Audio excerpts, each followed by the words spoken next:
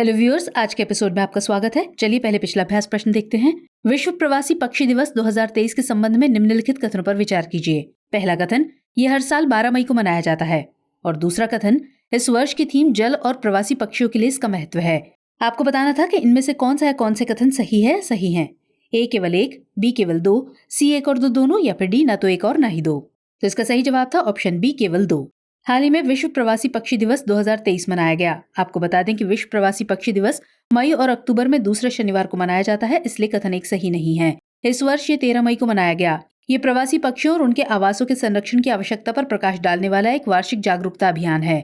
हर साल दुनिया भर के लोग इस दिन को मनाने के लिए सार्वजनिक कार्यक्रमों जैसे पक्षी उत्सव, शिक्षा कार्यक्रम, प्रदर्शनियों और पक्षियों को देखने के भ्रमण का आयोजन करते हैं। इस वर्ष की थीम जल और प्रवासी पक्षियों के लिए इसका महत्व है, इसलिए कथन 2 सही है। इस प्रकार विकल्प बी सही है। चलिए अब आज का पहला सवाल देखते हैं। डेटा गवर्नेंस क्वालिटी इंडेक्स किसके द्वारा जारी किया जाता है? नीति आयोग, संसदीय कार्य मंत्रालय, सांख्यिकी और कार्यक्रम कार्यान्वयन मंत्रालय, या फिर भारत के नियंत्रक एवं महालेखा परीक्षक। सही जवाब है ऑप्शन ए, नीति आयोग। हाल ही में वित्तीय वर्ष 2022-23 की तीसरी तिमाही के लिए डेटा गवर्नेंस क्वालिटी इंडेक्स यानी DGQI आकलन जारी किया गया। इस सूचकांक को तैयार करने के लिए नीति आयोग के विकास निगरानी और मूल्यांकन कार्यालय यानी DMEO द्वारा सर्वेक्षण किया जाता है, इसलिए विकल्प ए सही है। इसका उद्देश्य केंद्रीय क्षेत्र की योजनाओं और केंद्र प्रायोजित योजनाओं के कार्यान्वयन पर विभिन्न मंत्रालयों और विभागों के निर्णय लेने में प्रशासनिक डेटा सिस्टम के परिपक्वता स्तर और उनके उपयोग को मापना है।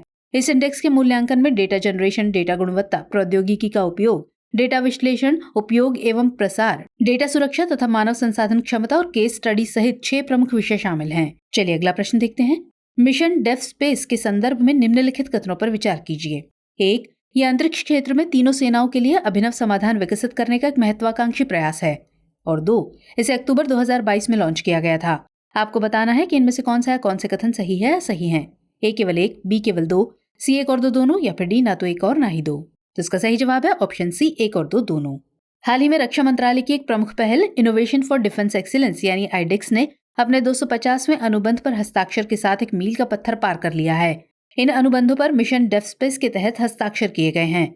आपको बता दें कि मिशन डेफ स्पेस भारतीय उद्योग और स्टार्टअप के माध्यम से अंतरिक्ष क्षेत्र में तीनों सेनाओं के लिए अभिनव समाधान विकसित करने का एक महत्वाकांक्षी प्रयास है, इसलिए कथन एक सही है। इसे अक्टूबर 2022 में डेफ एक्सपो के दौरान प्रधानमंत्री द्वारा लॉन्च किया गया था, इसलिए कथन 2 सही है। इसका उद्देश्य अंतरिक्ष युद्ध के लिए सैन्य अनुप्रयोगों की एक श्रृंखला विकसित करना है। साथ ही ये निजी उद्योगों को भविष्य की आक्रामक और रक्षात्मक आवश्यकताओं के लिए सशस्त्र बलों के समाधान की पेशकश करने में सक्षम बनाएगा। इस प्रकार विकल्प सी सही उत्तर है। चलिए नेक्स्ट क्वेश्चन। मेरी लाइफ मेरा स्वच्छ शहर किस मंत्रालय या संस्था की पहल है?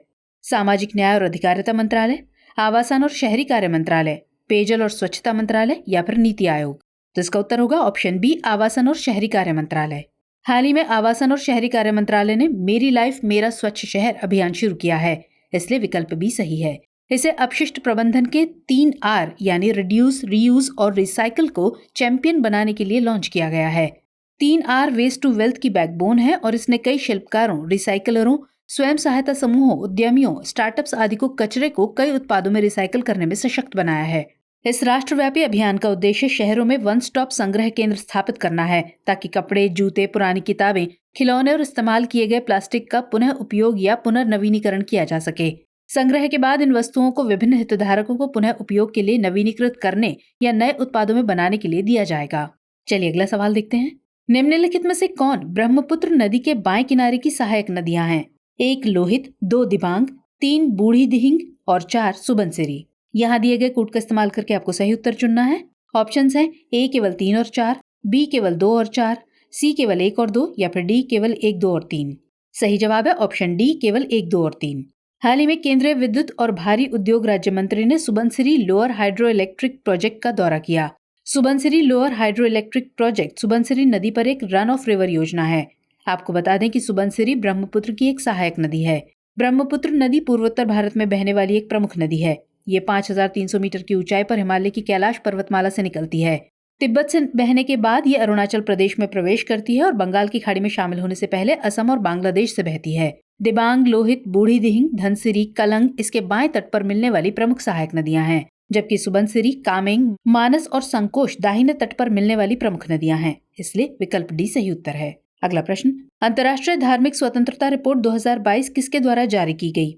ए, US department of state, B, अंतर्राष्ट्रीय धार्मिक स्वतंत्रता संघ, C, centre for public justice, या फिर डी, अलायंस डिफेंडिंग फ्रीडम। तो सही जवाब है option A, US department of state. हाल ही में भारत ने अंतर्राष्ट्रीय धार्मिक स्वतंत्रता रिपोर्ट 2022 को खारिज कर दिया। इस रिपोर्ट में देश में धार्मिक स्वतंत्रता के उल्लंघन को लेकर चिंता जताई गई थी। आपको बता दें कि यूएस डिपार्टमेंट ऑफ स्टेट 1998 के अंतर्राष्ट्रीय धार्मिक स्वतंत्रता अधिनियम के अनुपालन में अंतर्राष्ट्रीय धार्मिक स्वतंत्रता पर कांग्रेस को एक वार्षिक रिपोर्ट प्रस्तुत करता है, इसलिए विकल्प ए सही है। ये रिपोर्ट धार्मिक स्वतंत्रता की स्थिति, धार्मिक विश्वासों का उल्लंघन करने वाली सरकारी नीतियों एवं समूहों, धार्मिक संप्रदायों और व्यक्तियों की प्रथाओं का वर्णन करती है। इस रिपोर्ट में पिछले कैलेंडर वर्ष यानी 1 जनवरी से 31 दिसंबर के बीच की अवधि को शामिल किया जाता है। नेक्स्ट क्वेश्चन, एक भारतीय राज्य की निम्नलिखित विशेषताओं पर विचार कीजिए। 1, ये 16 मई को अपना स्थापना दिवस मनाता है। 2, ये देश के उत्तर पूर्वी भाग में स्थित है। और 3, इसे संविधान के 36वें संशोधन द्वारा पूर्ण राज्य बनाया गया था। उपर्युक्त विशेषताएं किस राज्य से संबंधित हैं? त्रिपुरा, सिक्किम, अरुणाचल प्रदेश या फिर मणिपुर। तो सही जवाब है ऑप्शन बी, सिक्किम। हाल ही में सिक्किम राज्य ने अपना स्थापना दिवस मनाया।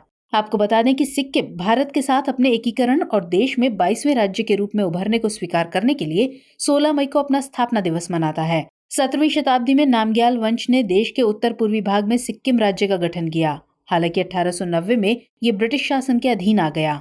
ये 1950 में भारत का एक संरक्षित राज्य और 1975 में 36वें संविधान संशोधन के बाद एक पूर्ण भारतीय राज्य बना, इसलिए विकल्प बी सही है। चलिए आगे बढ़ते हैं। हाल ही में खबरों में रही पलक झील किस जैव विविधता हॉटस्पॉट के अंतर्गत आती है? इंडो बर्मा जैव विविधता हॉटस्पॉट, सुंडरलैंड, पश्चिमी घाट या फिर हिमालय।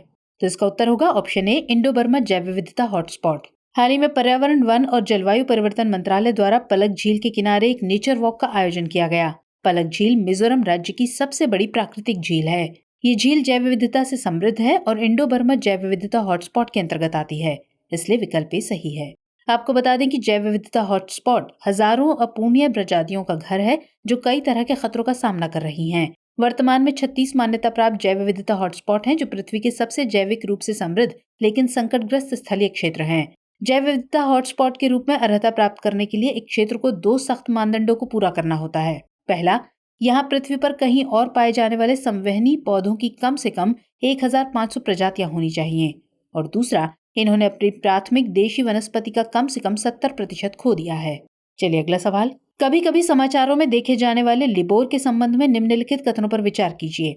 1, ये इंटरबैंक बाजार में असुरक्षित अल्पकालिक उधारी के लिए वैश्विक संदर्भ दर है। और 2, ये इंटरकॉन्टिनेंटल एक्सचेंज द्वारा प्रशासित है। आपको बताना है कि इनमें से कौन सा या कौन से कथन सही है या सही है। केवल 1, केवल 2, 1 और 2 दोनों, या फिर ना तो 1 और ना ही 2। तो इसका सही विकल्प है विकल्प सी, 1 और 2 दोनों। हाल ही में भारतीय रिजर्व बैंक यानी आरबीआई ने बैंकों और वित्तीय संस्थानों को 1 जुलाई तक व्यापक रूप से स्वीकृत वैकल्पिक संदर्भ दर अपनाने के लिए कहा है, ताकि लंदन इंटरबैंक ऑफर रेट यानी लिबोर और Mumbai interbank forward outright rate यानी मिफोर से संक्रमण को पूरा किया जा सके। आपको बता दें कि लिबोर इंटरबैंक बाजार में असुरक्षित अल्पकालिक उधारी के लिए एक वैश्विक संदर्भ दर है, इसलिए कथन 1 सही है। ये अल्पकालिक ब्याज दरों के लिए एक बेंचमार्क के रूप में कार्य करती है। इसका उपयोग ब्याज दर स्वैप, मुद्रा दर स्वैप के साथ साथ बंधक या गिरवी यानी मॉर्गेजेस के मूल्य निर्धारण के लिए किया जाता है। लिबोर को इंटरकॉन्टिनेंटल एक्सचेंज या आईसीई द्वारा प्रशासित किया जाता है, इसलिए कथन 2 भी सही है। इसकी गणना 5 मुद्राओं के लिए की जाती है, जिसमें 7 अलग अलग परिपक्वता अवधि होती हैं, जो 1 रात से लेकर 1 वर्ष तक होती हैं। इस प्रकार विकल्प सी सही उत्तर है। अगला प्रश्न, विश्व दूरसंचार और सूचना समाज दिवस के संबंध में निम्नलिखित कथनों पर विचार कीजिए। पहला कथन, यह हर साल 16 मई को मनाया जाता है।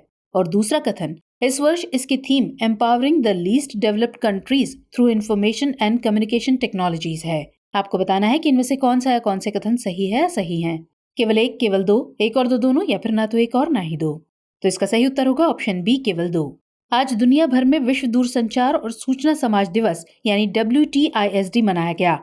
आपको बता दें कि विश्व दूरसंचार और सूचना समाज दिवस 1969 से हर साल 17 मई को मनाया जाता है, इसलिए कथन 1 सही नहीं है। यह 1865 में पहले अंतर्राष्ट्रीय टेलीग्राफ कन्वेंशन पर हस्ताक्षर और अंतर्राष्ट्रीय दूरसंचार संघ यानी ITU की स्थापना को रेखांकित करता है। इस वर्ष इसकी theme empowering the least developed countries through information and communication technologies रही, इसलिए कथन 2 सही है। तो इस प्रकार विकल्प बी सही उत्तर है। चलिए अब नोट कर लीजिए आज का अभ्यास प्रश्न। CNG और LPG के बारे में निम्नलिखित कथनों पर विचार कीजिए। पहला कथन, सीएनजी मुख्य रूप से प्रोपेन और ब्यूटेन का गैसीय मिश्रण है। और दूसरा कथन, जबकि एलपीजी मुख्य रूप से तरल रूप में मेथनॉल है। आपको बताना है कि इनमें से कौन सी कथन सही है या सही है। ऑप्शंस हैं ए केवल 1, बी केवल 2, सी 1 और 2 दोनों, या फिर डी ना तो 1 और ना ही 2। तो सवाल का जवाब कमेंट सेक्शन में जरूर दीजिएगा। हम मुलाकात करेंगे अगले एपिसोड में। तब तक के लिए जय हिंद।